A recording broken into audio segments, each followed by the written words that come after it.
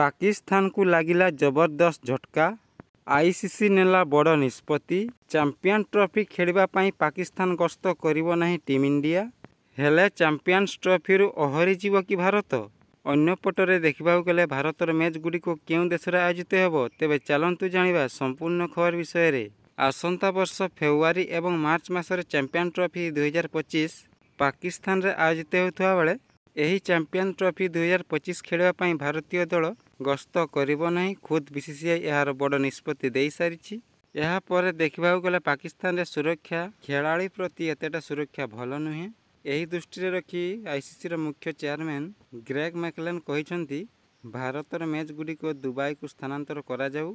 तो फ्रेंड आपण मैंने कहतु भारतीय दल कौन पाकिस्तान गस्त करवा ठीक है ना दुबई समस्त मैच खेलवा उचित है ताहा कमेंट बॉक्स रे निश्चय लिखंतु। तो फ्रेंड वीडियोटी भल लगी वीडियो को लाइक करंतु। एमिति ओडिया रे क्रिकेट अपडेट पाइबा पई आम यूट्यूब चैनल को सब्सक्राइब करंतु।